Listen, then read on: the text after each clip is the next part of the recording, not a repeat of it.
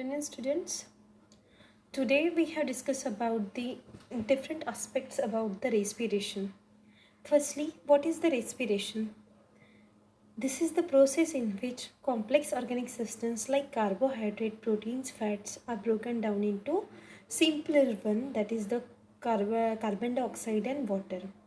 Those sugar produced during the process of photosynthesis. फोटोसिंथेसिसमध्ये जी sugar तयार झाली होती in the form of carbohydrate, त्याचं काय होतं, ब्रेकडाऊन होतं रेस्पिरेशन या प्रोसेसमध्ये.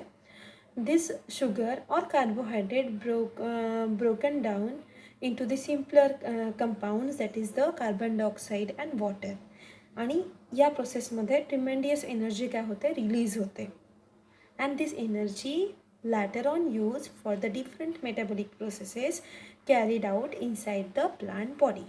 Okay, overall respiration process represented here. इथे दिसतच आहे तुम्हाला respiration process मध्ये ॲक्च्युली काय काय हे होते, C6H12O6 + 6O2, 6 मॉलिक्युल्स ऑक्सिजन्स असतात आणि कार्बोहायड्रेट मॉलिक्युल्स जे असतात त्याचं काय होतं, ब्रेकडाऊन होतो into the simpler compound, that is the 6CO2 + 6H2O, and in this process release 686 kilocalorie of energy, and this energy later on used for the different metabolic processes. Then it requires a substrate. It may be the carbohydrate, fat in certain conditions. तुम्हाला माहिती आहे की काही कंडिशन्समध्ये जी reserve food material असतं बॉडीमधलं, that is the carbohydrate, त्याचं breakdown होऊन आपलं काय म्हणते एनर्जी रिलीज होते बॉडीमध्ये. पण आपल्याला जेव्हा फास्ट वगैरे असतो तेव्हा माहिती आहे जे आपल्या बॉडीमध्ये स्टोअर्ड फूड मटेरियल असतं, stored food material in the form of fats, बॉडीमध्ये जे फॅट्स असतात ते काय होतात, डिझॉल्व होतात म्हणतात उपवासाच्या वेळेस, फास्टिंगच्या वेळेस. जे स्टोअर्ड फूड मटेरियल असतं in the form of fats, कधी कधी काय होतं, ते फॅट्सचं ब्रेकडाऊन होतं आणि ब्रेकडाऊन होऊन लिपिड्स और फॅट्सचं ब्रेकडाऊन होऊन काय होतं, पुन्हा एनर्जी रिलीज होते बॉडीमध्ये आणि ती एनर्जी पण युटिलाइज होते to carried out different metabolic or other physiological processes carried out inside the body of living organisms. Okay, then next, carbohydrates are the firstly hydrolyzed by the appropriate enzyme system to the hexose sugar. It is the actively respiring regions or growing regions like floral and vegetative bud, germinating seed, stem and root apices. क्या होतं, carbohydrate are firstly hydrolyse by the appropriate enzyme system to the hexo sugar. ती ही reaction जी आहे ती अशीच होत नाही. ही रिॲक्शन्स सिम्पल कार्बोहायड्रेट ब्रेक व्हायसाठी CO2 अँड वॉटरमध्ये ही नंबर ऑफ एन्झाईम्स सिस्टीम लागते, and this enzyme require, and ही जी एन्झाईम सिस्टीम आहे ही कंप्लीट प्रोसेस काय होते, पूर्ण कंप्लीट प्रोसेस त्या बॉडीमध्ये सुरू असते. ओके, आणि हे रेस्पिरेशन होतं कुठे ॲक्च्युली, प्लांट आणि ॲनिमल बॉडीमध्ये. बघा, प्लांटच्या बॉडीमध्ये क्लोरोप्लास्ट असतं, ॲनिमल बॉडीमध्ये क्लोरोप्लास्ट टोटली ॲबसेंट असतं. त्यामुळे काय आहे, plants prepare their own food material because of the chloroplast. Okay, पण जर रेस्पिरेशन प्रोसेस आहे बोथ प्लांट्स आणि ॲनिमल्स दोन्हीमध्ये होते. प्लांट्समध्ये फोटोसिंथेसिस ॲबसेंट असते because of the absence of chloroplast. But त्याच्यामध्ये काय असतं, इन्स्टेड ऑफ द क्लोरोप्लास्ट काय असतं, अदर पिगमेंट्स असतात. आणि ॲनिमल्स काय असतात, हेटेरोट्रॉप असतात, हे दुसऱ्यांवरती डिपेंड असतात, प्लांट्सवरती डिपेंड असतात फूड मटेरियलसाठी. ओके, रेस्पिरेशन जे आहे ते प्लांट्स आणि ॲनिमल्स दोन्हीमध्ये चालतं. आणि कुठल्या ऑर्गॅनिल्समध्ये होतात, मायटोकॉन्ड्रिया.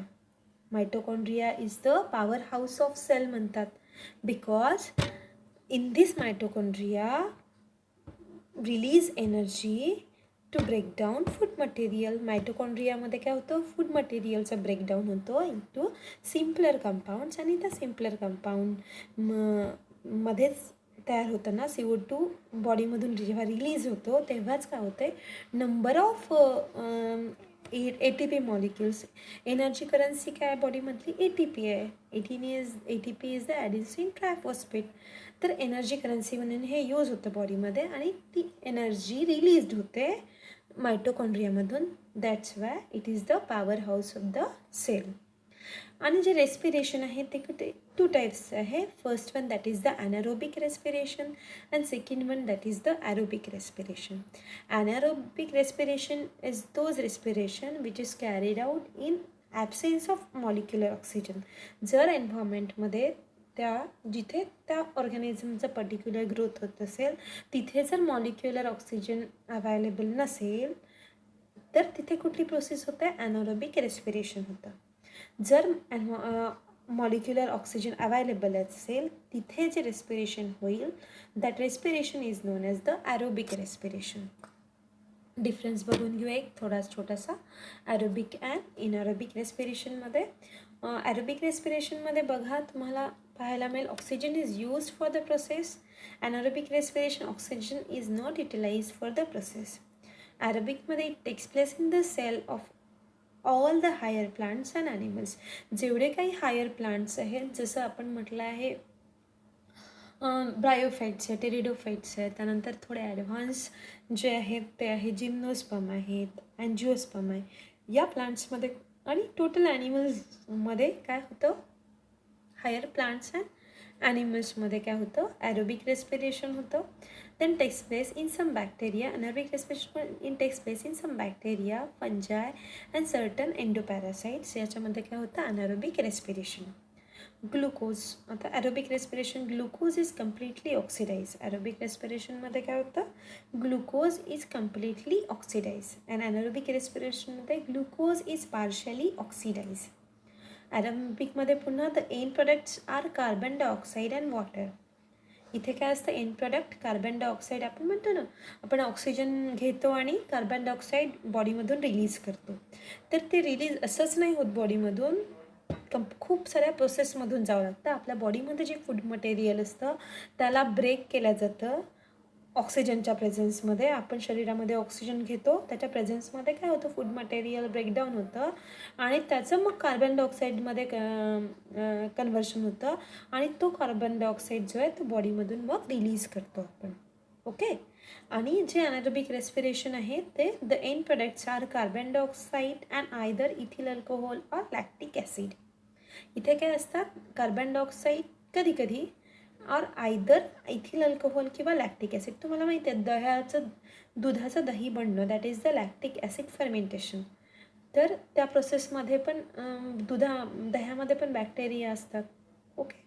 तर बॅक्टेरिया थ्रू काय होतं? दह्याचं कन्व्हर्शन जे आहे ते लॅक्टिक ॲसिडमध्ये किंवा दुधाचं कन्व्हर्शन दह्यामध्ये होतं. ओके. तिथे ॲनारोबिक रेस्पिरेशन चालतं. नंतर नंबर ऑफ ईस्ट जे आहेत बेकरी किंवा अदर इंडस्ट्रीजमध्ये आपण घरीच इडली जरी बनवायची असते तर त्याला फर्मेंट करायला ठेवतो रात्रभर. ॲक्च्युली त्याच्यामध्ये ॲनारोबिक प्रोसेस सुरू असतं. ॲनारोबिक बॅक्टेरिया तिथे डेव्हलप होतात आणि त्याच्यामध्ये काय होतं? ॲनारोबिक रेस्पिरेशन होतं. ओके.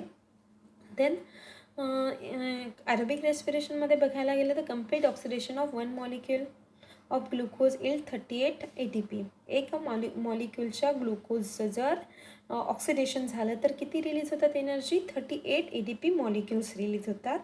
आणि अनारोबिक रेस्पिरेशनमध्ये हा रेट खूप जास्त कमी आहे. Partial oxidation of one molecule of glucose yields only 2 ATP. इथे काय होतं? अनारोबिकमध्ये फक्त 2 ATP रिलीज होतात. इथे हायर ऑर्गॅनिझम्स आहेत. अनारोबिक रेस्पिरेशन कशामध्ये होतं? हायर प्लांट्स अँड ॲनिमल्समध्ये होतं. त्यामुळे त्यांच्या बॉडीनुसारच त्याला काय राहतात? एनर्जी रिक्वायरमेंट ही तेवढी जास्त असते. ओके. आणि इथे जे most of the anaerobic respiration bacteria किंवा फंजायमध्ये होतं. त्यामुळे तिथे मेटाबॉलिक प्रोसेसेससाठी वगैरे जे एनर्जीचे युटिलायझेशन आहे ते खूप कमी असतं. ओके. त्यामुळे तिथे पार्शल ऑक्सिडेशन होतं एका मॉलिक्यूल ग्लुकोजचं आणि तिथे 2 ATP तिथे रिलीज होतात. Then anaerobic process takes place. Aerobic process takes place in both cytoplasm and mitochondria of the cell, and anaerobic process takes place only in cytoplasm of the cell. हे कुठे होते? फक्त cytoplasm सेलच्या सायटोप्लाझममध्ये. Okay. कारण इथे ही जी machinery आहे mitochondria ही absent असते ॲनारोबिक जे प्रोकॅरिओट्स लोअर ऑर्गॅनिझम्स आहेत प्रोकॅरिओटिक सेल्स, त्याच्यामध्ये काय असतं, ज्या डबल मेम्ब्रेन बाईन हे असतात ऑर्गॅनेलिस असतात हे टोटली ॲबसेंट असतात आणि जे काही त्यांचं फिजिओलॉजिकल मेटाबॉलिक प्रोसेसेस चालतात त्या सगळ्या कुठे होतात, सायटोप्लाझममध्ये. त्यामुळे ॲनारोबिक रेस्पिरेशन कुठे होतं, सायटोप्लाझममध्ये, आणि aerobic respiration cytoplasm as well as the मायटोकॉन्ड्रियामध्ये. Then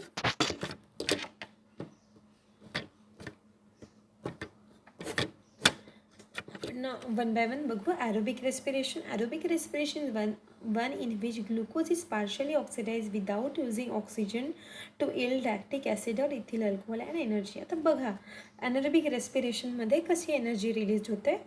C6H12O6 that is the carbohydrate or the glucose. काय होतं इथे, अल्कोहोलिक फर्मेंटेशन होतं त्याचं आणि कशामध्ये कन्वर्शन होतं, ट्वाईस C2H5OH इथिल अल्कोहोल तयार होतं आणि याच्या प्रोसेसमध्ये CO2 रिलीज होते आणि पुन्हा एनर्जी पण रिलीज होते. देन ग्लुकोजचं लॅक्टिक ॲसिड फर्मेंटेशन व्हायचं असेल तर बघा, लॅक्टिक ॲसिड फर्मेंटेशन ग्लुकोजचं कन्वर्शन कशामध्ये होतं, lactic acid that is the twice CH3CHOH COH and in this process release 2 ATP molecules. Fermentation is actually anaerobic respiration by microorganisms. Example fermentation are alcohol, lactic acid, acetic acid fermentation. In this process stored food is oxidized to certain compound instead of CO2 and water.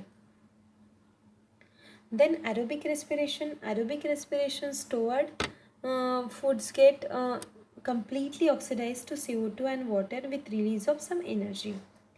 Stored food material काय होतं, gets completely oxidized to CO2 and water with release of some energy.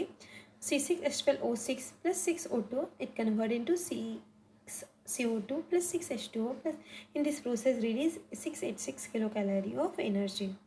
Anaerobic respiration is one in which molecular oxygen is used for the complete oxidation of glucose to yield CO2, water and 38 ATP molecules.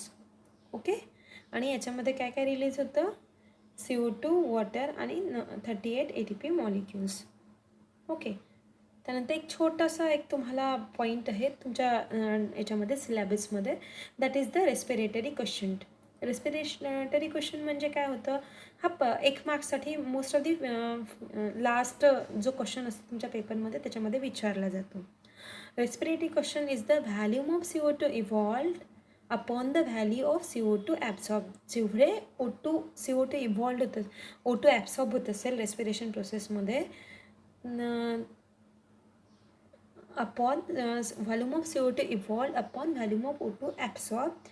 Respiratory question of some organism, that is the carbohydrate 1, fat 0.7, then malic acid 1.33, citric acid. Organic कंपाऊंडचे respiratory quotient दिलेले आहेत त्यांनी. Citric acid 1.33, oxalic acid 4, then tartaric acid 1.6. तसे हे काय आहे, respiratory questions आहेत. या लेक्चरमध्ये आपण एवढंच बघू. पुढचं लेक्चर मी क्लास रूममध्ये घेण्याचा प्रयत्न करते. चल.